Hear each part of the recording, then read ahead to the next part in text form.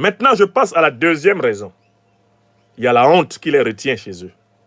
Parce qu'on dit que si tu n'as pas honte, il faut avoir pitié. Mais pour le moment, ils ont honte. Ils n'ont même pas pitié, ils ont honte d'eux-mêmes. Il y a une deuxième raison extrêmement importante.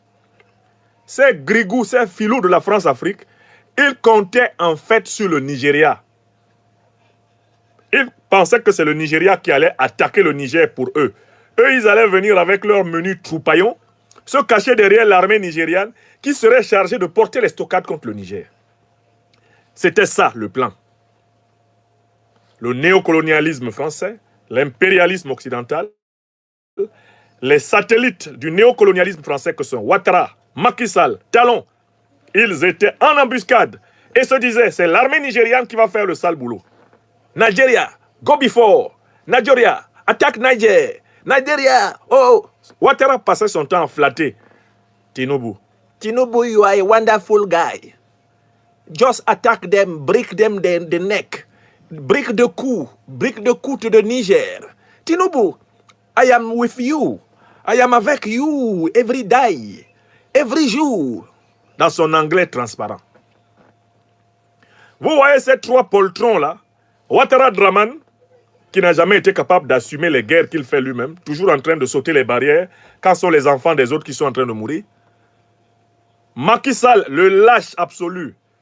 Quand il était en difficulté là au Sénégal, il était couvert de sueur, il se cachait derrière les foules. Il n'avait même pas le courage d'Ousmane Sonko d'être avec ses camarades en première ligne. Un poltron. Et il faut remarquer que les poltrons sont les plus violents. Plus ils ont peur, plus ils sont violents. Talon. Tout ce monde-là comptait sur Adebola Tinubu et l'armée nigériane. Ils pensaient que l'armée nigériane attaquerait le Niger pour eux. Ouattara, Talon, Macky, les avant-gardes de la France-Afrique étaient là. Derrière eux, leurs patrons, les néocolons français, attendaient que le Nigeria fasse le sale boulot pour eux.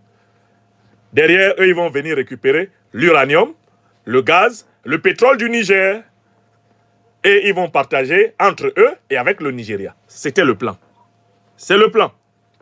Mais le problème, c'est qu'à la tête du Nigeria, il y a un bandit, un filou, un malin, un vieux roublard, Tinubu.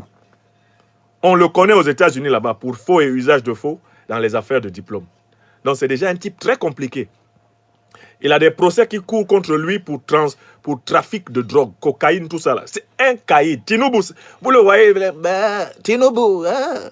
Attention, c'est un vieux grigou. C'est-à-dire que Ouattara est tombé sur un os. Tinubu, vous savez ce qu'il leur a fait?